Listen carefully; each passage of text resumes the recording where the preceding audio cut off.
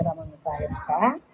ஒரு நல்ல சங்கீதத்தை எத்தனை பேரும் கேட்டிருப்பீங்க இல்லையா? அப்ப என்ன நடக்கும்ன்றது நம்ம நிறையா வாட்ஸ்அப் மெசேஜ் எல்லாம் கூட பார்த்துருக்குறோம்.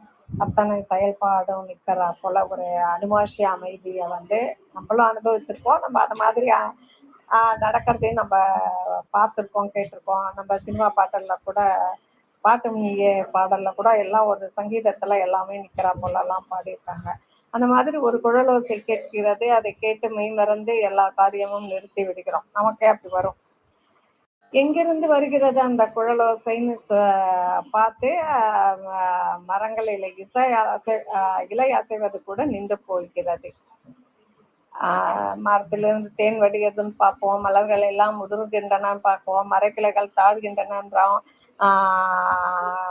அப்படி கண்ணன் குழல் ஊதும் போது இந்த ஆழ்வார் வந்து அப்படி ஒரு வர்ணனை வர்ணிப்பார், என்ன நடக்கும்ன்றத. பெரியாழ்வாரை போல கண்ணனை வந்து அப்படி அனுபவிச்சவர் யாரும் இல்லைன்னு கூட சொல்லலாம். அவன் குழல் ஊதும் போது பூமி சுழல்வதையே சற்று நேரம் நிறுத்தி விடுகிறதுன்றத வந்து ஒரு பாட்டின் மூலம் நமக்கு காட்டுகிறார் பெரியாழ்வார். அந்த பாட்டு இது. அடியேன் ஸ்ரீமதி ராமானுஜாய நமः. பதில். முதல் ஆயிரம். பெரியாழ்வார் அருளிச் செய்த பெரியாழ்வார் திருமொழி 3ஆம் பத்து 6ஆம் திருமொழி 10ஆம் பாசுரம்.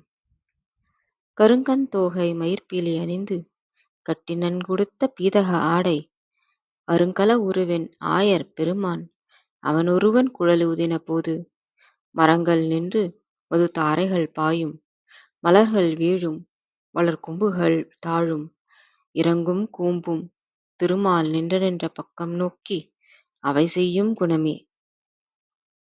கருமையான கண்கள் கொண்ட மயில் தோகையை அணிந்து மஞ்சள் நிறத்தை உடைய வஸ்திரத்தை நன்றாக கட்டிக்கொண்டு அருமையான திருமேனி கொண்ட கிருஷ்ணர் புல்லாங்குழல் ஊதிய போது தாவரங்கள் எவ்வாறு மயங்கியது என்று ஆழ்வார் விளக்குகிறார்.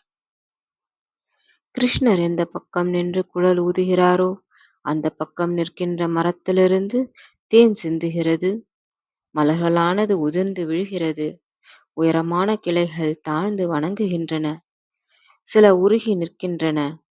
இந்த அற்புதமான அதிசயத்தை எப்படி பாராட்டுவேன் என்கிறார் பெரியாழ்வார். நன்றி. சர்வம் கிருஷ்ணார்ப்பணம்.